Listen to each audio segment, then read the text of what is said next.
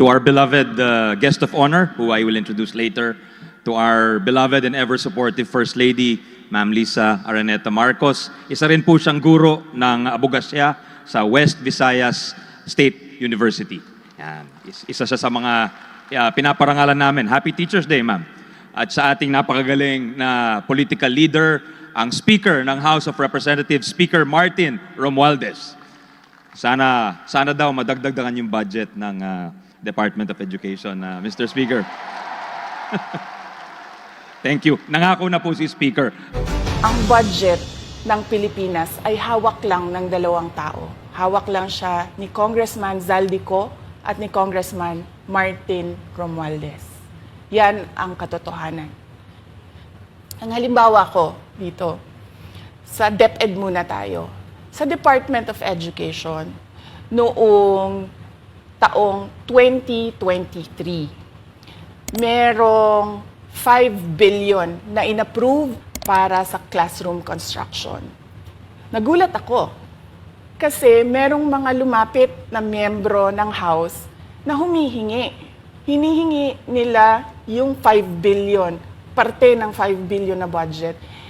Wala kasi akong experience sa ganyan. At saka ang pagkakaintindi ko, pag inapprove na yan ng Office of the President, ibibigay na yan, pagdediretso na yun sa approval at trabaho ng Department of Education sa construction ng mga classroom. Nagulat ako, may humingi. Magkano ba ang amin dyan? Magkano ba ang amin dyan? So sinabi ko, hindi pwede ito. Kasi ang mangyayari nito, hindi magagawa ng Department of Education ang trabaho namin na mag-construct ng classroom ayon sa classroom backlog at sa prioritization base sa backlog at sa classroom construction. So sinabihan ko yung isang congressman, sabihan ninyo si Martin Romualdez na hindi pwede chap-chapin ang classroom construction na 5 billion. Kaya kung makikita ninyo sa budget proposal na approved ng Office of the President, 5 billion yon. Pero nung lumabas yung GAA o yung budget approved noong 2023, naging 15 billion siya. Dahil hindi nga ako pumayag na kunin yung 5 billion, dinagdagan nila ng 10 billion yung classroom construction ng Department of Education. Yung 10 billion na yon hindi kontrolado ng Department of Education. Controlled yon ni Congressman Zaldico at Congressman Martin Romualdez. Hindi ko na kailangan ng corroborative witness dito dahil makikita niyo yon sa papel. Makikita ng taong bayan yon sa papel. NEP, 5 billion, lumabas ang budget approved, 15 billion. So may iintindihan niyo, 'di ba? Bakit pa tayo magbo-budget hearing para sa Office of the Vice President? 2 tao lang naman ang nasusunod sa budget ng bayan natin. Halimbawa, taong 2024. Kung makikita niyo, ang approved na budget ng Office of the President para sa classroom construction ay 19 billion. Noong lumabas na ang House version ng Appropriations Bill, ay naging 24 billion ito. So, approved 19 billion, paglabas sa House, naging 24 billion. At doon sa 24 billion na yon, kung hahanapin mo sa papel, kinuha nila ang 5 billion ng repairs ng classrooms at nilagay nila doon sa 19 billion para maging 24 billion siya. So ang naiwan sa repairs, sa kawawang mga classroom, ay 1 billion. Kaya makikita nyo, sa papel, nandyan yan. Naging 24 billion. At hindi lang yan, dahil noong 2023 ay hindi ako pumayag na hindi masunod yung DepEd na rules sa paano mag-classroom construction based on need, Ang ginawa ngayong 2024, inattach nila ang listahan na kung saan gagawin ang mga classroom construction worth 17 billion. Makikita nyo yon sa papel.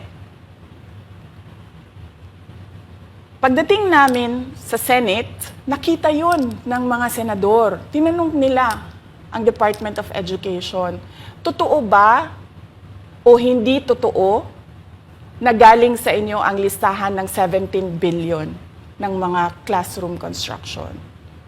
So sabi namin sa mga senador, hindi totoo. Hindi namin magagawa yung trabaho namin. Hindi natin masasolve ang classroom backlog kung ganito ang nangyayari. Pwede ba ninyo kaming tulungan? Yung mga senador naman, very helpful sila. Oo, tulungan namin kayo. Kaya nga kung makikita ninyo sa interpellation ng isang senador doon sa budget hearing sa Senate, tinanong niya diretso, galing ba sa DepEd ang listahan ng 17 billion? Galing ba sa DepEd ang listahan na inattach doon sa House version? Sinabi namin hindi. Hindi galing sa amin yan. On record yon. Makikita nyo sa mga videos, balikan nyo yung mga videos. Makikita nyo. Yes, my concern, Madam Chair, Mr. President, under the GAB, I observed that there was an increase in the budget for the construction of new classrooms from 19.6 billion to 24.6 billion. However, this is my concern, which you mentioned earlier, that the repairs and rehabilitation of classrooms was decreased from 6.5 billion to 1.5 billion. I also have information, Madam Chair, Mr. President, that 24.6 billion allocated under the GAB, but only 9.8 billion from the allocation is left to the discretion of DepEd. Kaya hindi ko na kailangan ng witness kasi makikita nyo sa papel. Tapos dumating ang BICAM, walang nangyari dahil ang nasusunod doon ay si Congressman Zaldico at si Congressman Martin Romualdez. Kaya nandun pa rin naka-attach yung 17 billion na ginawang listahan ni Co at ni Romualdez. In fact, balik lang ako konti sa'yo ha. Kahit yung mga congressman, nakikita nila yung problema ng ginawa nila na pag-attach ng listahan sa budget. Kasi doon sa basic education hearing noong May 2024 ng House of Representatives, merong isang congressman nagreklamo, bakit ang tagal ng classroom construction? Bakit ang tagal? Eh sabi nung USEC ng DepEd, kasi may pabago-bago sa listahan ng DPWH dahil hindi kami ang gumawa ng listahan. Yeah, Mr. Chair, with respect to the 17 billion in Annex A of the GAA, we are not privy on how the school sites were chosen. So, be it as it may, How is it chosen? I'm not privy to that, Mr. Chair. As, when the GAB came out, there was a 14.7 billion Annex A. Then when the committee, the GAA came out, from 14.7 it became 17 billion. So we are not privy to how the list was generated.